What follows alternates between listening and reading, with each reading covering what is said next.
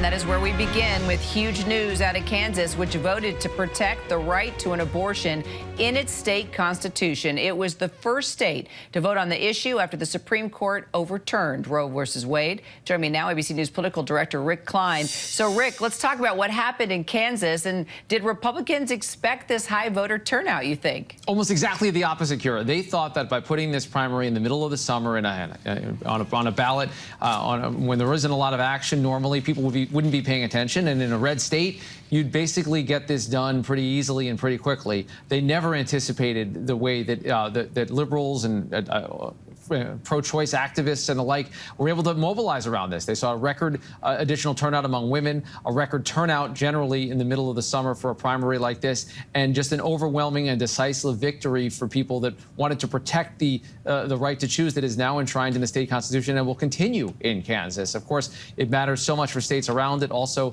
as this early battleground, we look to see what the fallout from the Dobbs decision overturning Roe v. Wade was. This was a major, major statement, and as you point out, Kira, not a lot of people saw it coming.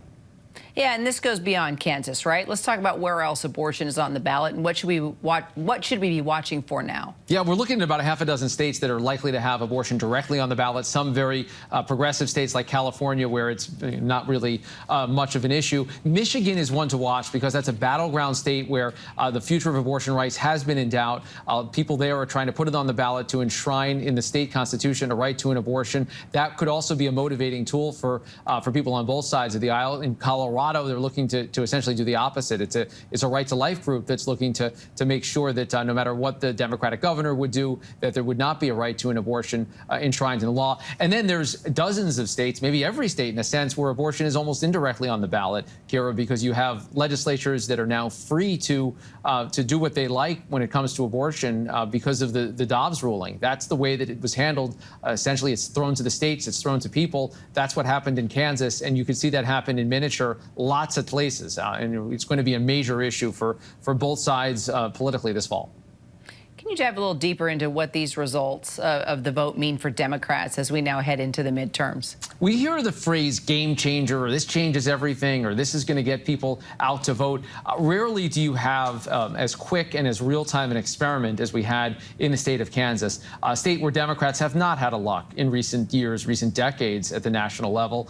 They've been able to elect Democratic governors, but very narrowly. It's never even contested at the presidential level. The idea that this could be used to get voters engaged, to get activists inspired, to get a new group of people interested in working on politics this way was something that that a lot of Democrats that I've talked to in the last 24, 48 hours, they think it might be able to be replicated in other places. They're very excited about this, and there's some Republicans that are nervous about this, that getting the big victory here that happens during the Biden administration with Democrats in control, losing often motivates people, and it does appear in this case that taking that loss while Democrats control Washington motivated voters in Kansas. It could definitely happen other places. All right, let's talk about primaries here a little bit more. Voters in 5 states went to the polls yesterday. What do you think the results say about Trump's hold over the GOP? And did anything surprise you yesterday? I am always surprised, Kira. And in this case, Trump swept a bunch of big races. He basically, his candidates won all of the big races in Arizona, except for the governor's race, which we haven't had a projection on yet, but his candidate has been leading.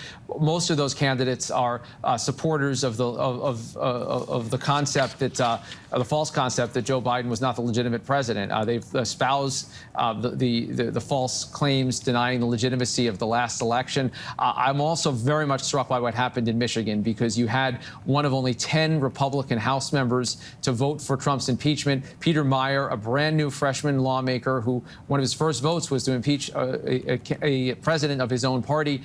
He fought valiantly. He lost. And in part, he lost because Democrats were helping the other candidate. They were looking to choose an opponent they thought would be more vulnerable. That defeat is a stinging one for many Democrats who are now privately wondering what their party just did, and for a wing of the Republican Party that looks to races like this and says this is how you have to conduct yourself. It might have a lot of repercussions for Liz Cheney's primary, which is now just about 2 weeks away in Wyoming. Rick Klein, thank you so much. Good to see you. Thanks, Kira. Hi, everyone. George Stephanopoulos here. Thanks for checking out the ABC News YouTube channel. If you'd like to get more videos, show highlights, and watch live event coverage, click on the right over here to subscribe to our channel. And don't forget to download the ABC News app for breaking news alerts. Thanks for watching.